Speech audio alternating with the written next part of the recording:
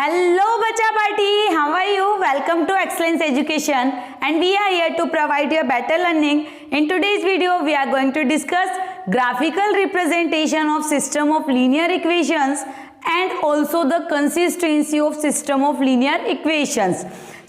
हम स्टार्ट कर रहे हैं ग्राफिकल रिप्रेजेंटेशन से, ठीक है। मतलब क्या है ना यार कि हमारे पास जो दो इक्वेशंस है, लीनियर इक्वेशंस है, उन दोनों लीनियर इक्वेशंस को जब हम ग्राफ पे प्लॉट करेंगे तो किस किस टाइप की लाइंस हमारे पास बनेंगी।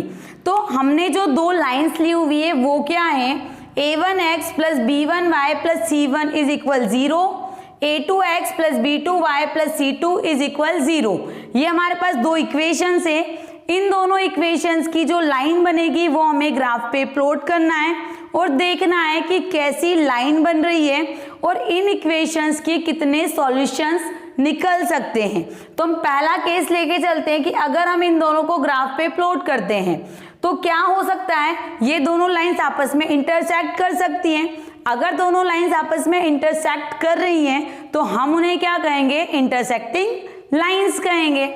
अब जब ये इंटरसेक्ट करेगी तो क्या होगा ना, एट एग्जैक्टली वन पॉइंट पे इंटरसेक्ट करेगी, क्योंकि फिर ये तो आगे इनफाइनाइट तक जाएगी, ये भी इनफाइनाइट तक जाएगी और ये भी इनफाइनाइट तक जाएगी। तो आगे चल के तो कहीं इंटरसेक्ट करेगा नहीं, तो सिर्फ कहाँ इंटरसेक्ट कर रहा है, एट एग्जैक्टली वन पॉइंट पे इंटरसेक्ट कर रहा है। मतलब क्या होगा कि जो ऐसी इक्वेशंस होंगी जिनकी lines at exactly one point पे इंटरसेक्ट करेगा, उनका कितना सॉल्यूशन होगा, one solution, single solution, exactly one solution, जिसको हम क्या कहते हैं, यूनिक सॉल्यूशन, ठीक है। तो इसके जो सॉल्यूशन हमारे पास निकलेंगे वो सॉल्यूशन यहाँ पे क्या रहेगा, यूनिक सॉल्यूशन, ठीक है। मतलब सिर्फ एक ही सॉल्यूशन रहेगा, तो यूनिक सॉल्यूशन।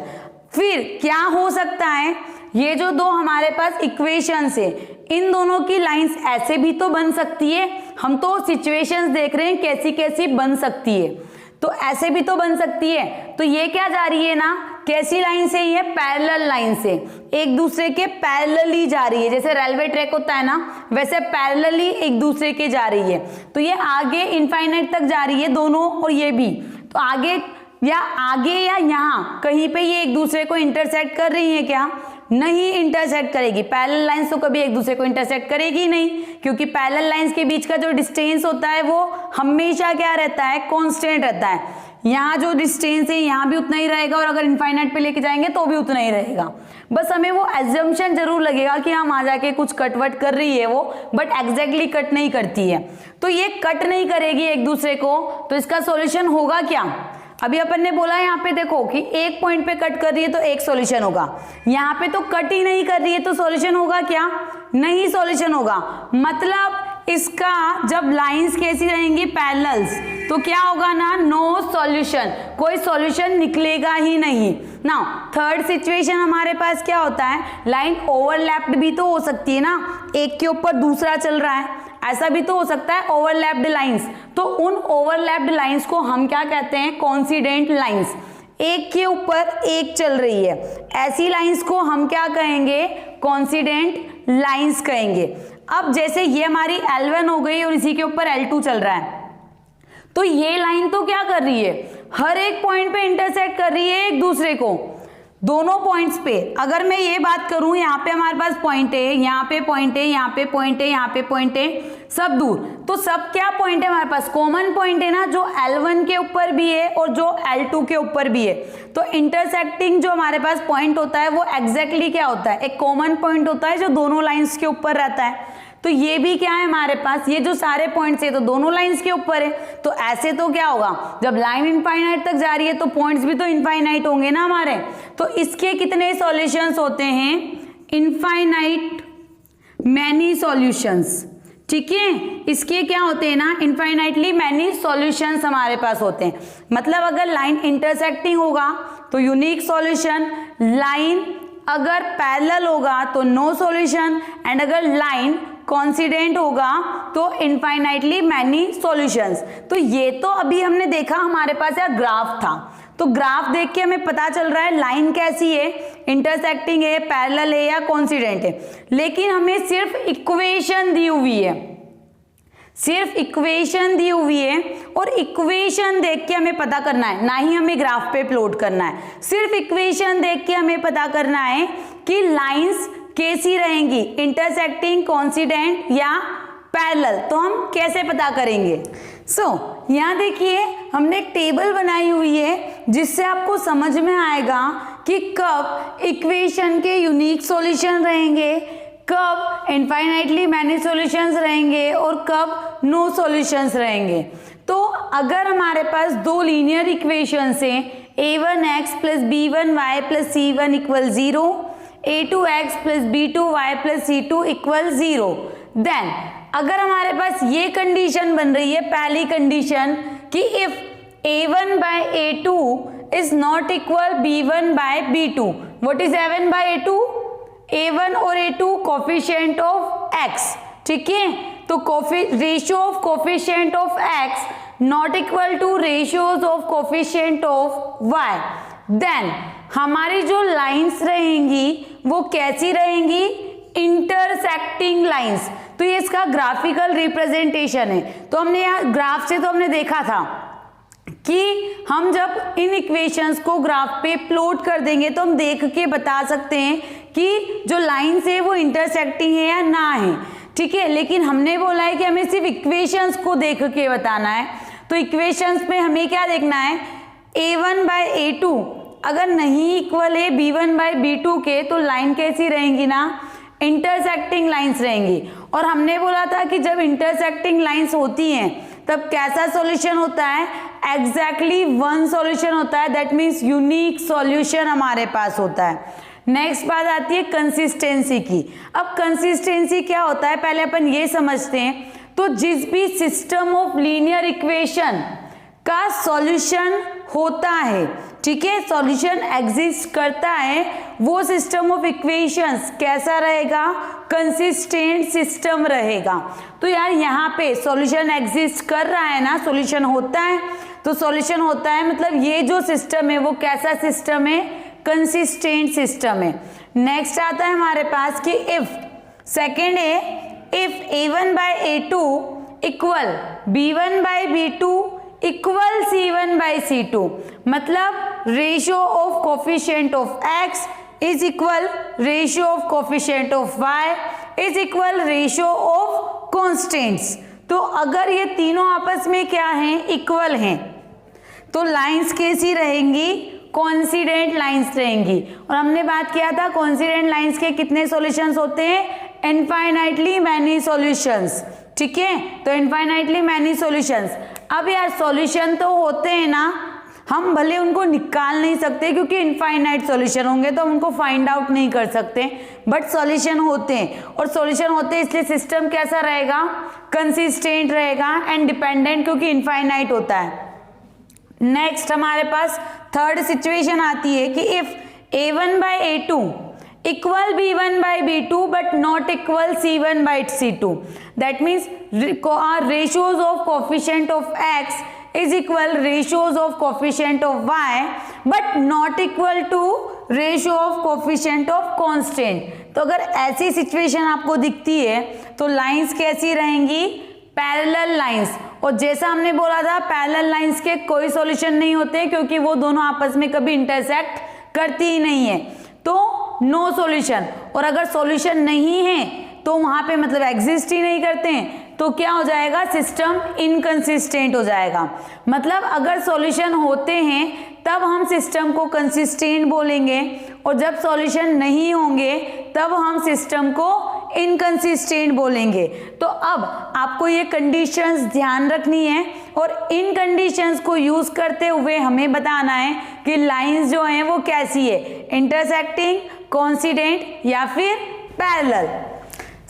यहाँ पे कुछ इक्वेशंस लिखी हुई हैं, उन इक्वेशंस को हमें बताना है कि ये जो इक्वेशंस है ये क्या रिप्रेजेंट कर रही हैं, दैट मीन्स कौन सी लाइंस रिप्रेजेंट कर रही हैं, इंटरसेक्टिंग, पैरेलल और कोइंसिडेंट, या ये जो सिस्टम ऑफ इक्वेशंस है वो कैसा है, कंसिस्टेंट है या इनकंसिस्टेंट है। चलिए स्टार्ट करते हैं। तो हमारे पास पहला पेयर है 3x minus 5y plus 8 equal 0, 7x plus 6y minus 9 is equal 0।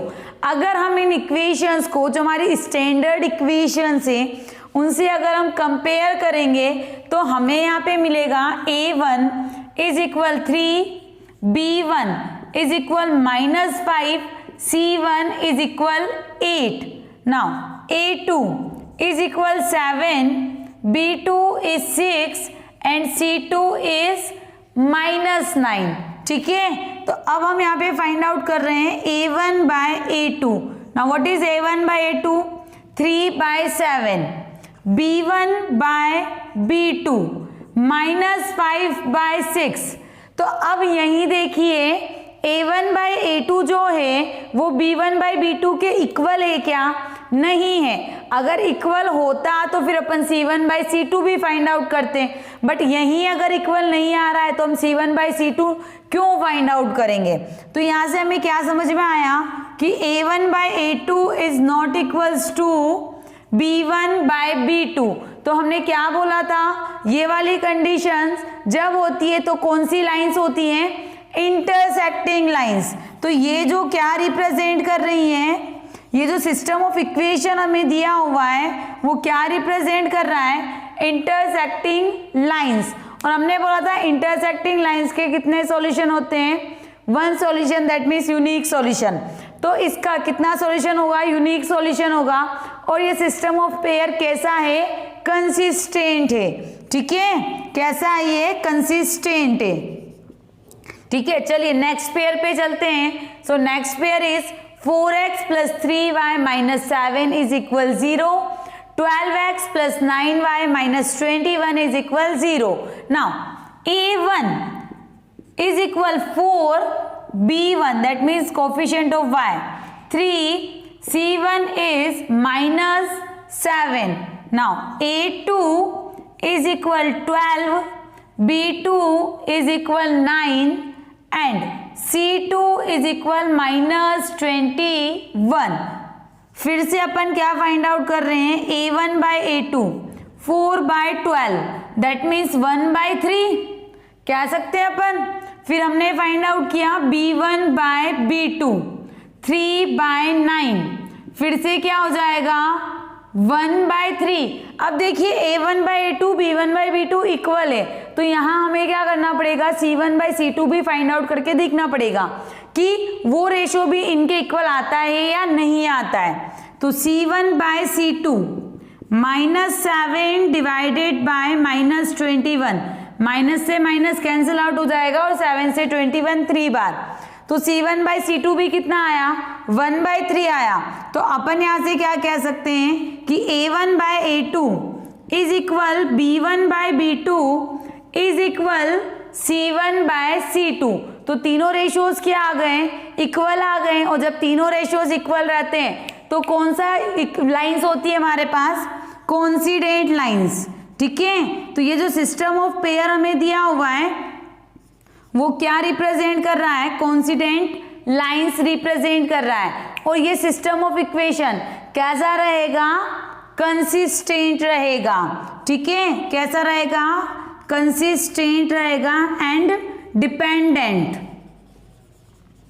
और इसके कितने सॉल्यूशंस रहेंगे अगर पूछा जाए तो? इनफाइनाइटली मैनी सॉल्यूशंस, क्योंकि हर एक पॉइंट पे तो इंटरसेक्ट करता है।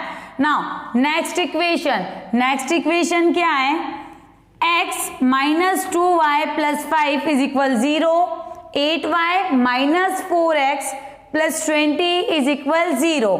सो a1 is equal 1, b1 is equal -2, c1 5, a2। अब देखिए a2 दैट मीन्स हमारे पास जो सेकेंड इक्वेशन है ना उसका कोफिशिएंट ऑफ x। तो यहाँ पे कोफिशिएंट ऑफ x यहाँ दिया हुआ है, पहले y लिखा हुआ है फिर x लिखा हुआ है, तो हमें कोफिशिएंट ऑफ x देखना है। कोफिशिएंट ऑफ x कितना है? -4, दैट मीन्स a2 हमारा -4 है and b2 is equal 8, c2 is equal 20। हमने फाइंड आउट किया a1 by a2। So a1 by a2 कितना हुआ? 1 bye -4, b1 by b2 -2 bye 8 मतलब ये भी -1/4, देन C1/C2 5/20, तो ये हमारे पास हुआ 1/4, तो A1/A2 आ रहा है -1/4, B1/B2 -1/4, बट C1/C2 पॉजिटिव 1/4 आ रहा है। दैट मीन्स C1/C2 A1/A2 और B1/B2 के इक्वल नहीं है। तो यहाँ ये क्या बता रहा है कि A1/A2 इक्वल है B1/B2 के, बट नहीं इक्वल है किसके, C1/C2 के। तो ये जब कंडीशन होती है तो कौन सी लाइंस रहती हैं, पैरेलल लाइंस। ठीक है, तो ये हमारे पास हो जाएगा पैरेलल लाइंस।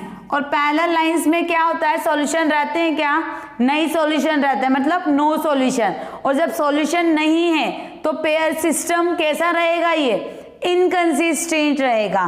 तो ये जो हमारे पास सिस्टम है वो कैसा हो गया, इनकंसिस्टेंट। ठीक है, तो सिस्टम ऑफ पेयर कैसा हो गया, इनकंसिस्टेंट। तो इस तरीके से जब भी आपको इक्वेशंस दी जाती है तो आप पता कर सकते हैं कि जो सिस्टम ऑफ पेयर है वो क्या, कौन सी लाइंस रिप्रेजेंट कर रहा है और कंसिस्टेंट है या इनकंसिस्टेंट है ना। Here is the question, for what value of k for which the system of linear equations x plus 2y equal 3, 5x plus ky equal 7 represents intersecting lines, parallel lines and third one is coincident lines। ये हमें एक system दिया हुआ है, हमें ये बोला है कि k की किस वैल्यू के लिए ये जो सिस्टम है वो इंटरसेक्टिंग लाइंस रिप्रेजेंट करेगा, पैरेलल लाइन रिप्रेजेंट करेगा एंड कोइंसिडेंट लाइन रिप्रेजेंट करेगा। तो फर्स्ट ऑफ ऑल जो सिस्टम हमें दिया हुआ है वो देखिए, that means equation x plus 2y equal 3, 5x plus ky equal 7। अभी क्या है ना, ये स्टैंडर्ड फॉर्म में नहीं है, क्योंकि हमने क्या बोला था, स्टैंडर्ड फॉर्म क्या होता है, a1x plus b1y plus c1 is equal 0, a2x plus b2y plus c2 is equal 0। But हमारा जो कांस्टेंट है वो इधर है, तो सबसे पहले हम इसको स्टैंडर्ड फॉर्म में हम कन्वर्ट करेंगे।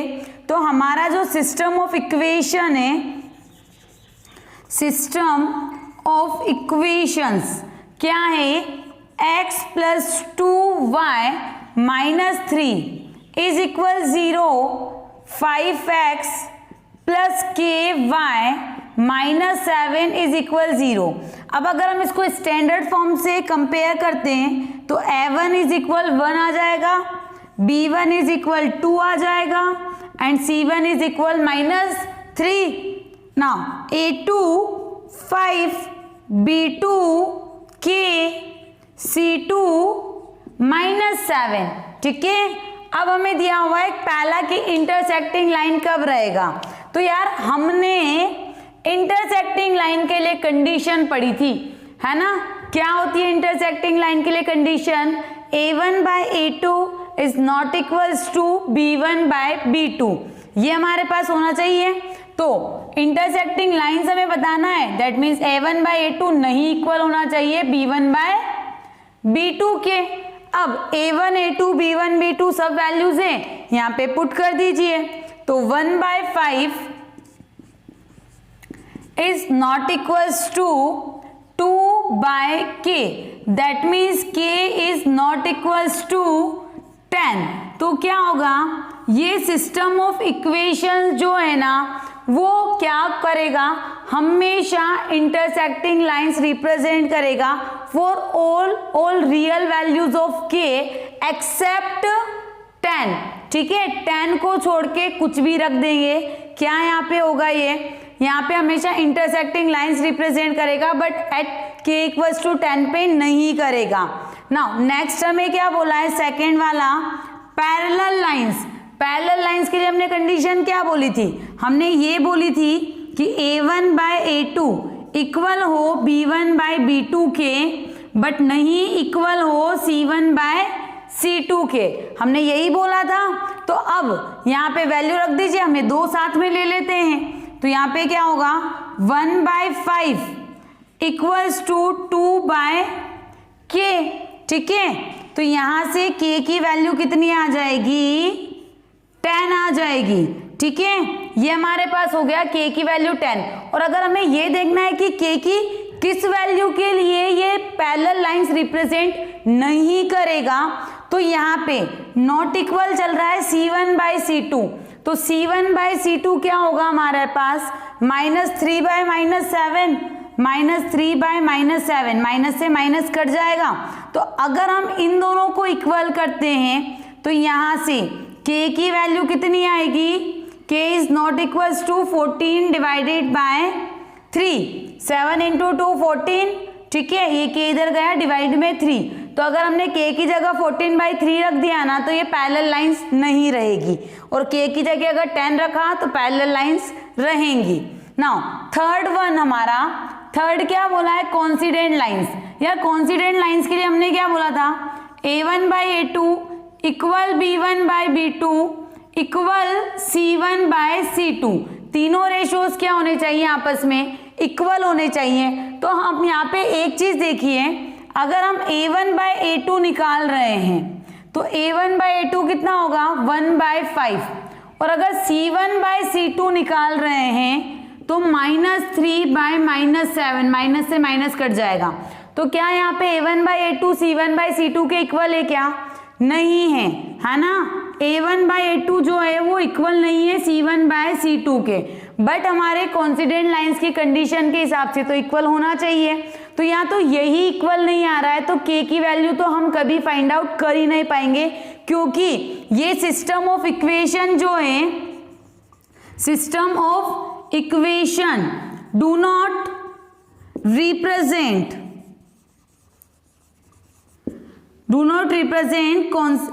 कौन सी लाइन से, कोइंसिडेंट लाइंस।